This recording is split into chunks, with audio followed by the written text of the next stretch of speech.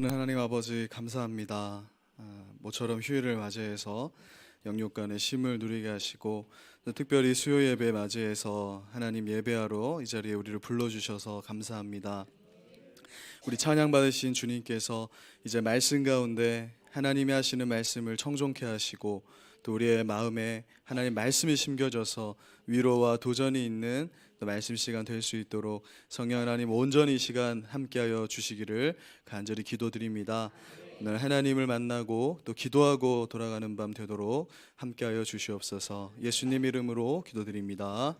네. 오늘은 이제 룻기 말씀을 좀 보고자 하는데요. 그래서 오늘은 하나님께로 다시 돌아오라라는 제목으로 우리 룻기 1장에서 6절까지 말씀을 한번 보겠습니다. 1절에서 6절까지 우리 한번 한 목소리로 같이 하나님 말씀을 봉독하겠습니다. 시작. 사사들이 치리하던 때에 그 땅에 흉년이 드니라. 유다 베들레헴 사람이 그의 아내와 두 아들을 데리고 모압 지방에 가서 거류하였는데 그 사람의 이름은 엘리멜렉이요 그의 아내의 이름은 나오미요 그의 아들들의 이름은 말론과 기련이니 유다 베들레헴 에브라 사람들이더라. 그들이 모압 지방에 들어가서 거기 살더니 나오미의 남편 엘리멜렉이 죽고 나오미와 그의 두 아들이 남았으며 그들이 모압 여자 중에서 그들의 아내를 맞이하였는데 하나의 이름은 오르바요 하나의 이름은 루시더라.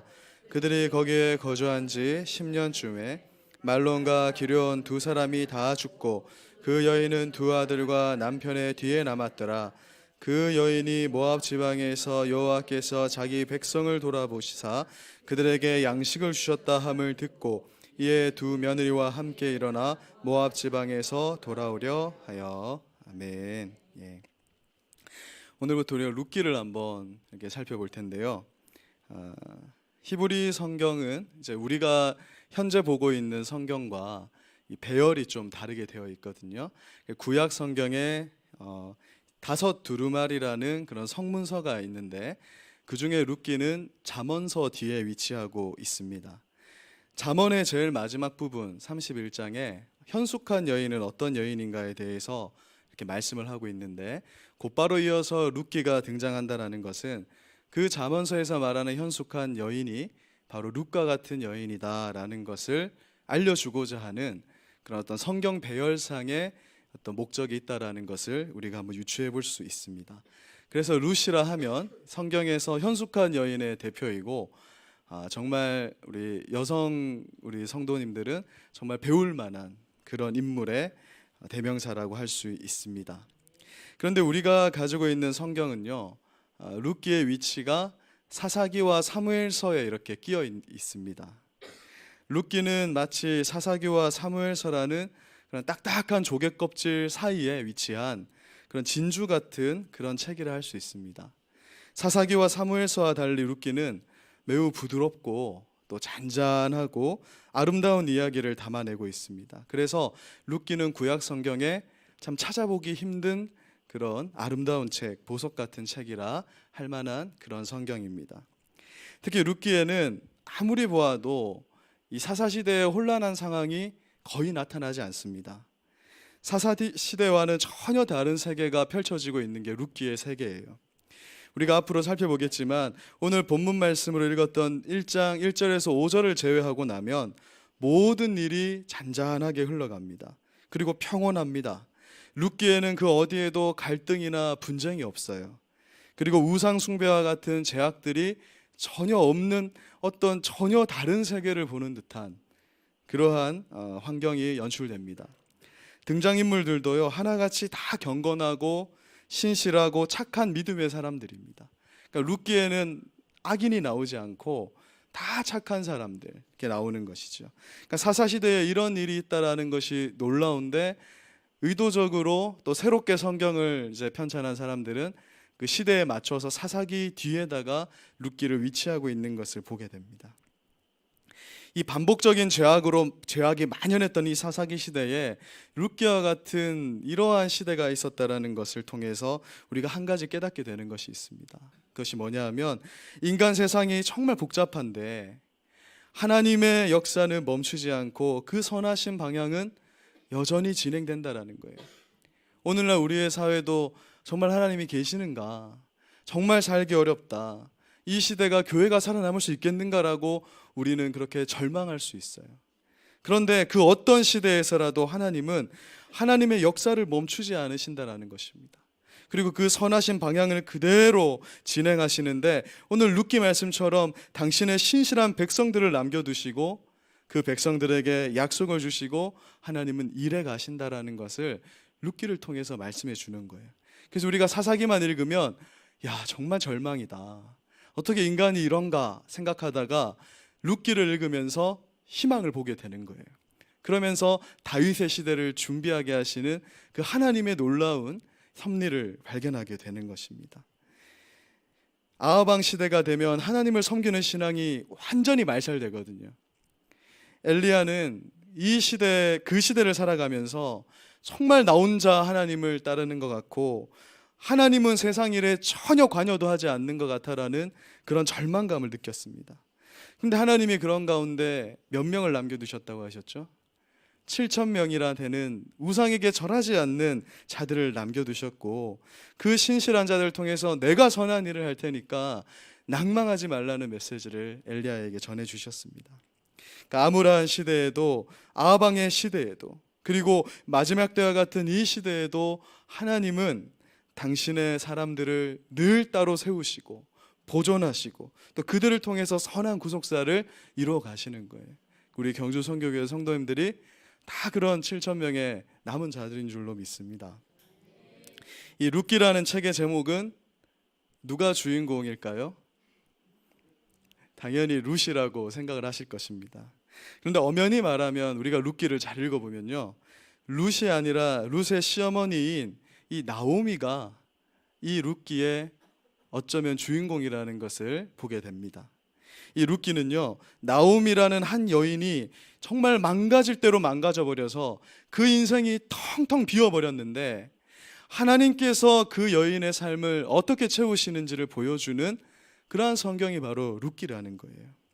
하나님께서 어떻게 이 여인을 다시 풍성하게 하고 이 여인의 삶을 채우시는가에 대해서 아름다운 스토리로 말씀해주고 있는 게 룻기라는 것입니다. 그래서 룻기를 읽으면 우리는 정말 희망을 얻게 됩니다.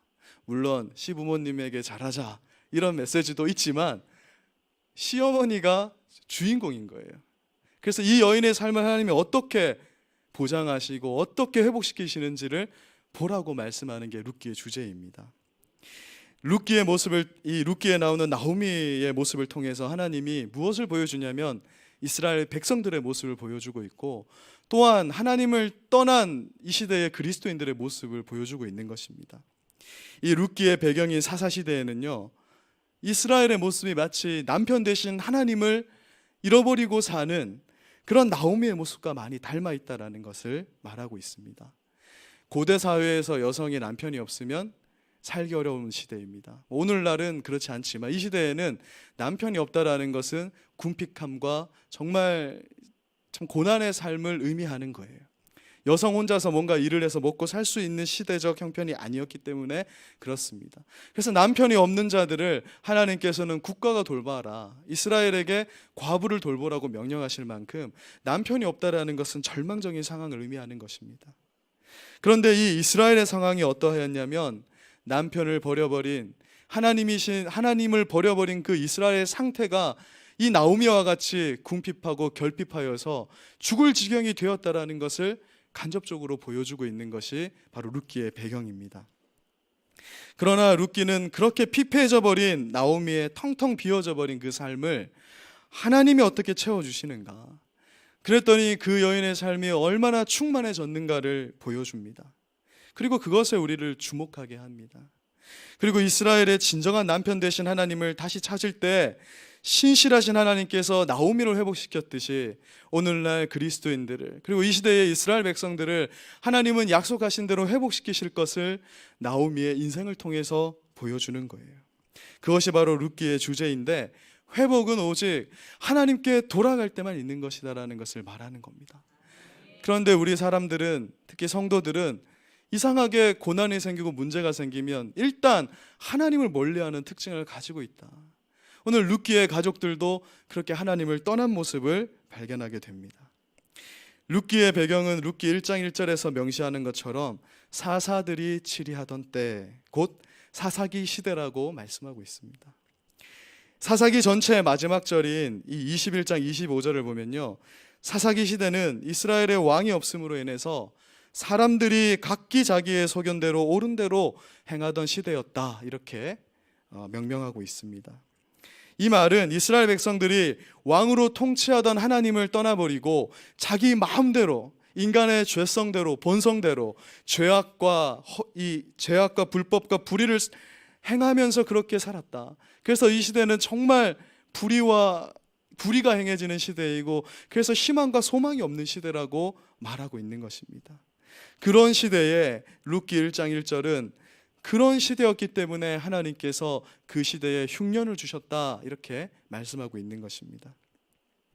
물론 흉년이 드는 것은 자연재해의 결과라고도 할 수 있어요.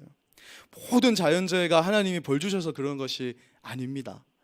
그런데 이 이스라엘, 하나님의 통치를 받는 이스라엘에게 있어서는 이 자연재해가 그냥 일어나는 일이 아니라는 것을 성경은 말씀합니다. 이 자연재해는 하나님을 버렸을 때 하나님께 다시 돌아오라는 하나님의 경고의 메시지를 담고 있는 거예요. 그러니까 룻기 시대에, 이 시대에 지금 흉년이 발생했다라는 것은 하나님을 떠나서 죄악을 짓는 이스라엘 백성들을 향한 하나님의 경고로서 이 흉년이 있었다라는 것을 말해주고 있는 것입니다. 다시 말해서 이 흉년은 이스라엘 백성들이 하나님과 맺은 언약을 제대로 이행하지 못하고, 다시 말해서 하나님 나라 백성으로서 제대로 살아가지 못할 때 하나님이 그들을 돌이키시게 하기 위해서 내린 그런 징계였다, 아버지로서의 징계였다라고 말씀하고 있는 것입니다.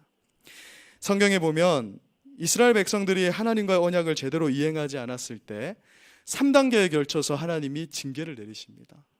첫 번째는 오늘 본문 말씀과 같이 흉년을 내리시고, 또 메뚜기 떼를 보내셔서 농작물을 갉아먹게 하시는 이런 자연재해를 내리신다라고 말씀해요. 이때 이스라엘 백성들이 정신을 바짝 차려야 되는데, 그때 정신을 차리지 못하면 2단계는 다른 이민족의 침입을 받게 되는 겁니다. 여러분, 이스라엘 백성들은 원래 군인들을 위해서 이제 군사 비용을 특별히 드릴 필요가 없는 나라입니다. 그러니까 이스라엘 율법을 보면은 다 가난한 자들을 위해서 쓰고 나그네들을 위해서 세금을 쓰지 국방비를 위한 세금이 특별히 마련되어 있지 않는 걸 보게 돼요. 이유가 뭐냐면 너희가 나를 잘 섬기고 살면 절대 전쟁이 일어나지 않을 것이라는 하나님의 약속으로 살아가는 민족이기 때문에 그렇습니다. 그런데 그들이 하나님을 떠나버리면 전쟁이 일어나는데요, 여기서 중요한 건 백전백패, 적을 알아도 무조건 지는 겁니다. 그러한 재앙이 두 번째 2단계에 처해지게 되는 거예요. 그래서 사사기 시대를 보면 늘 전쟁이 끊이지 않는 겁니다. 그리고 마지막 세 번째가 되면 포로로 잡혀가서 디아스포라, 이제 전 세계로 흩어져서 살게 되는 그 마지막 재앙이 하나님을 떠나 살 때 너희에게 임하게 되는 재앙이라고 말씀합니다. 이 각 단계의 징계에 대해서 이미 하나님께서 레위기 26장에 예고를 하시고요, 그리고 무엇까지 예언을 하시냐면 너희는 반드시 3단계까지 갈 것이다, 너희는 반드시 나를 버릴 것이다 라는 것까지 예언을 하십니다. 그래서 이러한 재앙들은 단순히 형벌로 주는 게 아니라는 거예요. 너희들이 감히 나를 거절해 하면서 단순히 매를 드시는 것이 아니라 하나님의 사랑의 관점에서 보면 흉년이 일어나고 전쟁이 일어나고 포로로 잡혀가는 이 이스라엘의 역사는 그들의 악한 행실로부터 그들을 돌이키고자 하시는 하나님의 사랑의 징계라는 것을 확인할 수 있는 것이에요. 하나님께서는 그 형벌을 통해서 하나님의 마음을 알게 하고 하나님이 하나님께로 돌이키는데 하나님의 목적이 있는 것이지 하나님 백성을 괴롭히는 데 있는 것이 아니라는 것을 말씀하고 있는 것입니다. 오늘 본문 말씀의 나오미 가족들을 한번 보십시오. 이제 흉년이 일어나서 베들레헴에 거주하던 이 유다 지파의 엘리멜렉이라는 사람의 가족들은 약속의 땅을 떠나서 먹고 살 것을 찾아 모압 땅으로 이주를 하게 됩니다. 그러면서 룻기는 1장 3절부터 이 엘리멜렉이라는 사람은 잠시 주인공으로 뒀다가 나오미라는 여인에게로 관점을 싹 옮겨버려요. 그리고 나오미의 남편 엘리멜렉이 죽었고 그 두 아들도 죽었다라는 사실을 그냥 서술합니다. 무슨 이유가 있어서 그렇게 된 것이 아니라 그냥 하나님의 집을 떠났더니, 잘 살아보고자 하나님을 떠났는데 그래서 이방 땅에 가게 됐더니 그 형편이 더 어려워지게 되었다. 그들이 하나님 징계를 받아서 죽었다 이런 말을 말한 것이 아니라 하나님을 떠났을 때 그 형편이 이렇게 좋아지지 않았다라고 말씀하고 있는 것입니다. 마치 탕자의 비유 속에 아버지를 떠난 이 둘째 아들처럼 아버지의 집을 떠나서 처음에는 잘 사는 것처럼 보였는데 갈수록 궁핍하고 피폐해져서 돼지우리에서 돼지를 치며 살 수밖에 없는 그 모습이 하나님을 떠난 자의 모습이고 이 나오미의 모습이 그렇게 되었다라고 성경은 말씀하고 있는 거예요. 이에 나오미는 룻기 1장 13절에서 이렇게 말합니다. 여호와의 손이 나를 쳤다. 무슨 말입니까? 자신의 처지에 대해서 나오미는 이렇게 고백하는 거예요. 내가 하나님을 떠났더니 내게 이러한 하나님의 심판과 징계가 있다. 본인이 본인의 이 상황을 두고 내가 하나님을 떠나서 이런 일이 생겼다라고 해석하고 있는 것입니다. 그런데 이것이 나오미에게는 정말 큰 은혜였어요. 왜냐하면 나오미는 오히려 이러한 일을 통해서 지금 어떻게 됐죠? 내가 하나님께로 돌아가야겠다라는 마음을 먹게 되기 때문입니다. 이것이 정말 은혜인 것 같아요. 인간의 짧은 생각으로는 하나님이 자꾸 하나님 떠났는데 징계 내리시면 더 하나님께로 가지 않을 것 같은데, 하나님 나를 왜 이렇게 벌 주시나 하면서 하나님께 저항하고 반항할 것 같은데, 하나님의 때가 되면 두 손 들고 하나님께로 다시 돌이키게 된다는 것입니다. 그런데 이것이 은혜라는 거예요. 그리고 하나님은 이러한 나오미의 돌이키는 믿음을 보시고 그녀를 회복시키십니다. 이전의 상황보다 더 좋은 상황으로 그녀를 회복시키는데 메시아의 혈통의 할머니가 되는 놀라운 일을 이 나오미를 통해서 하나님이 이루신다라는 것을 보게 됩니다. 히브리서 12장 6절을 우리 한번 같이 읽어보겠습니다. 시작.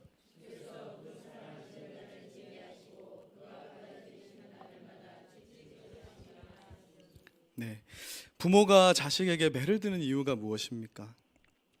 자식이 바른 길로 가게 하기 위해서 그렇게 하는 것이고, 매를 든 다음에는 그 매 맞은 종아리에 약을 바르면서 눈물을 훔치는 것이 부모님의 마음이잖아요.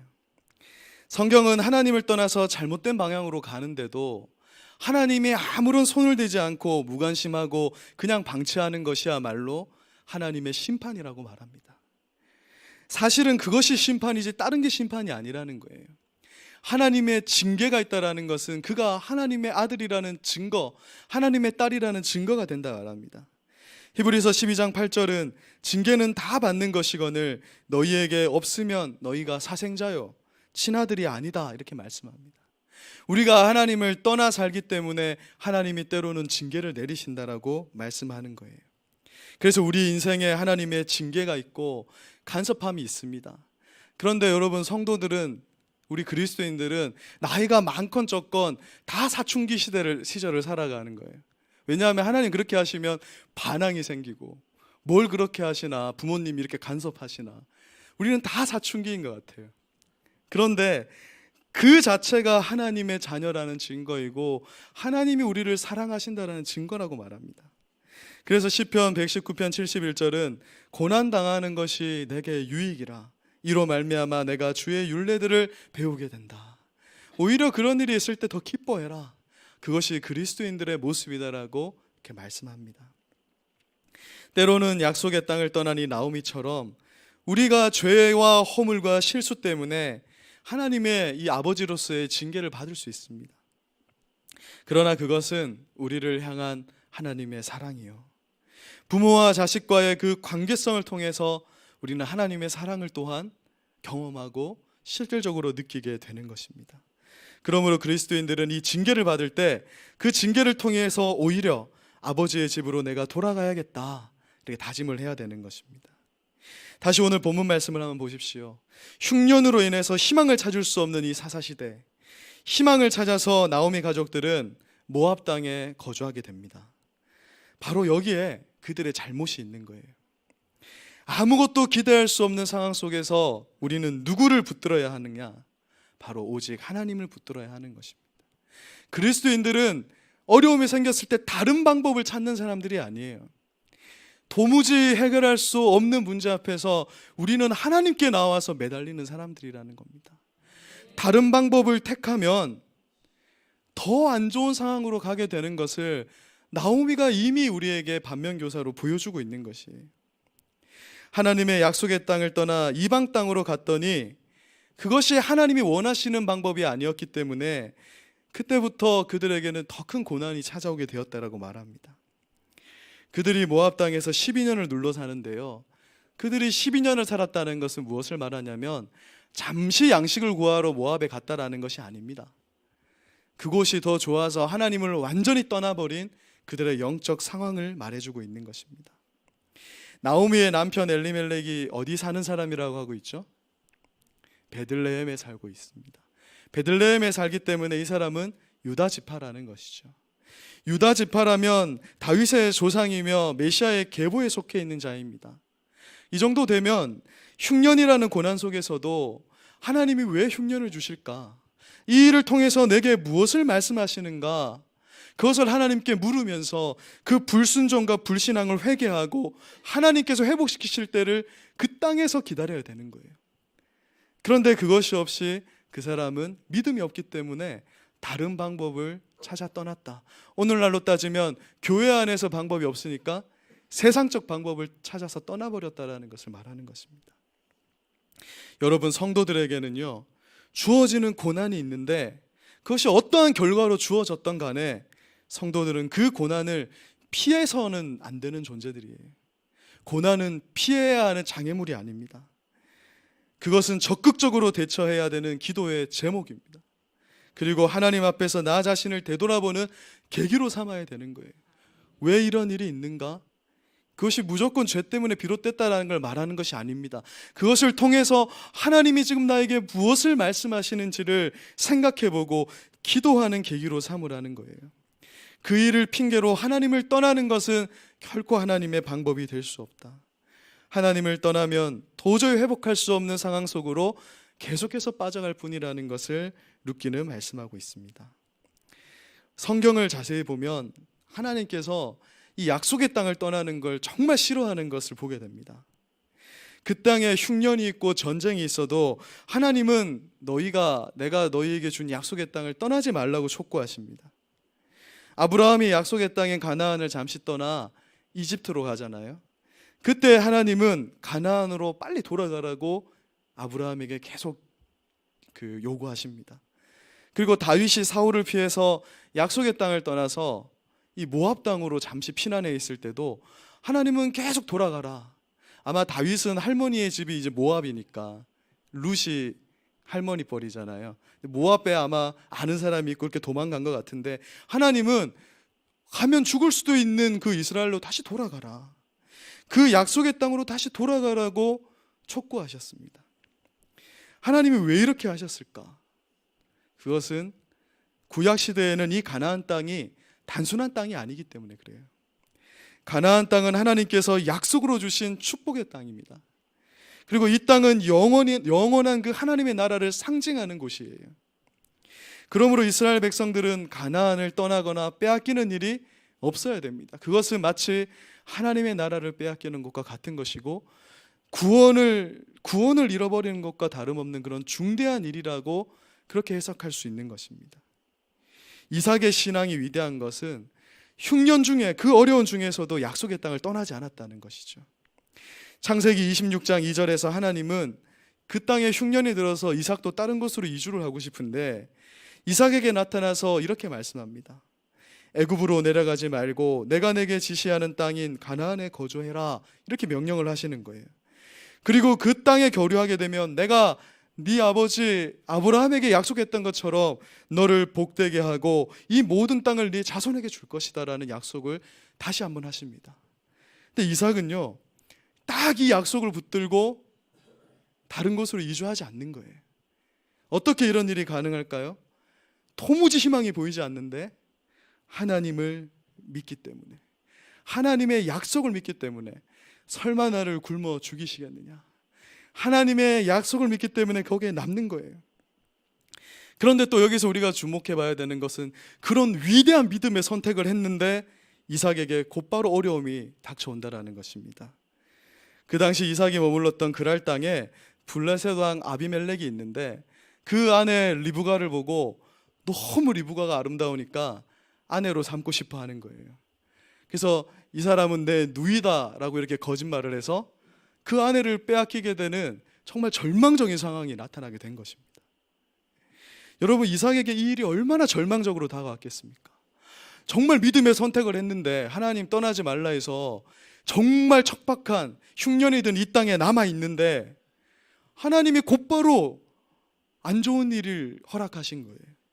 오늘날로 따지면 하나님 믿고 사는데 신앙에 어려움이 좀 있지만 교회에도 문제가 있고 하지만 정말 기도하다가 그래, 내가 남아야지, 내가 신앙을 지켜야지 했는데 곧바로 더 어려운 문제가, 정말 이 신앙의 뿌리까지 흔들 만한 문제가 생겼다고 생각해 보십시오. 이삭에게 곧바로 그런 일이 생겼다라고 성경은 말씀하고 있습니다. 그런데 여러분, 이것이 하나님께서 일하는 방법이라는 거예요. 어려울 때 하나님 곁에 남는 것을 선택하였지만 곧바로 그 일이 해결되지 않을 수 있다. 그런데 그때 우리 믿음의 진가가 발휘되는 겁니다. 그럼에도 불구하고 하나님을 선택하고 하나님 진득하게 하나님께 붙어 있으면 하나님은 그 사람을 통해서 놀라운 일을 이루신다고 약속하는 것이에요. 그래서 이삭은 믿음으로 하나님을 선택했고 결국 하나님은 이러한 복을 내리셨다라고 이 사건 뒤에 이렇게 말씀합니다. 우리 창세기 26장 12, 13절을 같이 읽어보겠습니다. 시작. 이삭이 그 땅에서 농사하여 그 해에 100배나 얻었고 하나님께서 복을 주심으로 그 사람이 창대하고 왕성하여 마침내 거부가 되어. 여기서 정말 주목해 봐야 될 단어가 정말 마침내인 것 같아요. 내가 하나님 믿고 살았는데 자꾸 주변에서 너는 하나님 믿는데도 그러냐, 네 하나님은 죽었냐, 너는 왜 그렇게 안 풀리냐, 네 신앙이 문제다, 이런 소리 들을 수 있거든요. 여러분, 우리는 그런 말을 함부로 할 수 없습니다. 그런데 오늘 우리에게 정말 일침을 가하는 말이 마침내, 그럼에도 불구하고 흉년이 이스라엘에서 있었더니 아내를 빼앗기는 절망적인 상황도 겪고, 그런데 그럼에도 불구하고 이삭이 하나님을 믿었더니 마침내 거부가 되었다. 단순히 부자가 되었다라는 것을 말하는 게 아니라 하나님이 약속대로 이삭에게 이루셨다. 우리가 하나님께 붙어 있으면 하나님은 일을 이루시는 여호와이시다라고 말씀하고 있는 것입니다. 그래서 우리는 어려움 중에서도 오히려 하나님을 붙잡는 자들이 되어야 됩니다. 신앙생활 가운데, 교회생활 가운데 잠시 어려움이 있다 해서 하나님을 저버리면 안 돼요.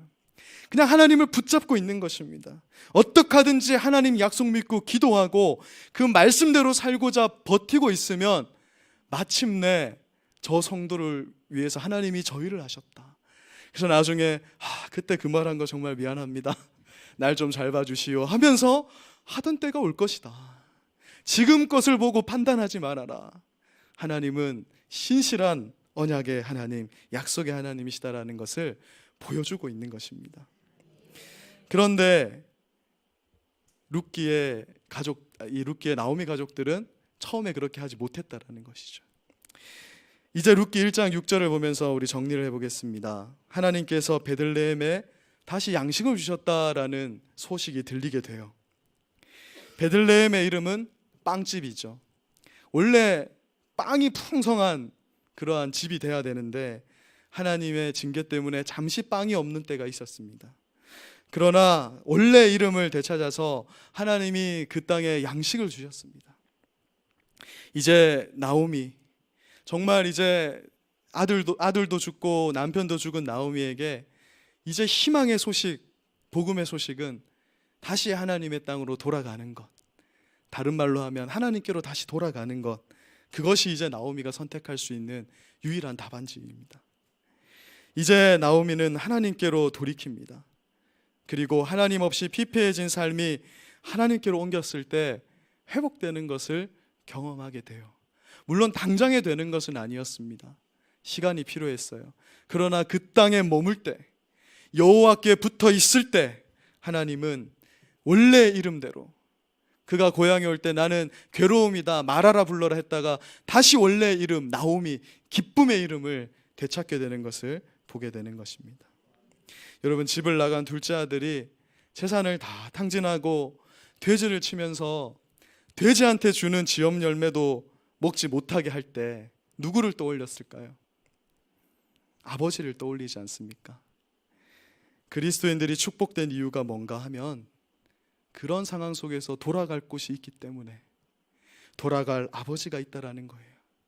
세상 사람들은 절망에 절망을 거듭하다 보면 스스로 목숨을 끊기도 하고 도저히 헤쳐나올 수 있는 아무것도 없습니다. 그러나 우리 그리스도인들은 어떠한 상황에서도 언제라도 돌아갈 곳이 있다. 아버지가 있고 내 아버지 집안에는 양식도 풍부하고 거할 것도 많기 때문에 우리는 언제나 다시 아버지께로 돌이키면 되는 것입니다. 그러면 하나님은 우리를 회복시키십니다. 그것을 루키가 우리에게 말씀해 주고 있습니다. 말씀을 마무리하겠습니다. 사랑하는 여러분, 회복은 오직 하나님으로부터 시작되는 것입니다. 내가 만약 하나님께 지금 붙어 있다면 신앙에 어려움이 있어도 하나님을 떠나는 어리석은 선택을 하지 말아야 되고요. 내가 교회는 나오고 있어도 나의 삶이, 나의 신앙이 하나님 떠나 있을 수도 있거든요. 그런 분들이라면 다시 하나님께 돌이키는 거예요. 이삭처럼 하나님께 붙어 있는데도 절망적인 어떠한 그런 상황들이 우리에게 닥쳐올 수도 있습니다. 그때 우리 신앙의 진가가 발휘됩니다. 그럼에도 불구하고 나는 여호와를 선택한다. 나는 기도한다. 그리고 회복시키신 하나님을 사람들에게 간증하게 될 날을 기대하면서 하나님께 진득하게 붙어 있는 것입니다. 그것이 바로 우리 신앙이고 하나님이 우리에게 주시는 약속이고 우리는 그 약속 믿고 살아가는 그리스도인임을 오늘 말씀을 통해 다시 확인하게 됩니다. 오늘 우리가 나오미를 통해서 한번 같이 기도하실 때요, 정말 하나님께 다시 돌이키자. 혹시 내게 풀리지 않는 문제, 뭔가 막힌 문제 있으면 혹시 내가 하나님과의 관계성의 문제가 있어서 그런 것은 아닌가 다시 한번 점검해보고 하나님 앞에 회개하고 돌이켜서 하나님 나를 다시 회복시켜달라고 간절하게 기도하면 오늘 나오미에게 약속하신 이 말씀처럼 우리 삶을 다시 기쁨으로 회복하심으로 바꾸실 것을 믿습니다. 우리 그렇게 기도하는 밤 되기를 바라고요. 제가 기도하고 함께 기도하겠습니다. 사랑하는 하나님 아버지, 감사합니다. 오늘 루키 말씀을 통해서 우리에게 하나님의 이 부성적인 사랑을 확인시켜 주셔서 참으로 감사합니다. 하나님을 떠나서 때로는 어려운 일이 있을 수도 있고 하나님께 붙어 있지만 하나님의 시험 가운데, 테스트 가운데 어려움이 있을 수 있습니다. 사람들의 조롱과 멸시 때문에 하나님께 붙어 있기 어려운 그런 상황 속에 처해질 수도 있습니다. 그러나 그럴 때일수록 더 주님을 붙잡고 오늘 말씀처럼 더 주님께 매달리고 더 주님께 기도할 때 회복시키시는 하나님을 다 경험하는 우리 한 사람 한 사람 될 수 있도록 하나님 도와주시옵소서. 오늘 기도 가운데 그렇게 돌이킴이 있고 회개함이 있고 하나님 붙잡는 것이 있는 밤이 되도록 주님 도와주시기를 간절히 기도합니다. 감사드리며 예수님 이름으로 기도드립니다. 아멘.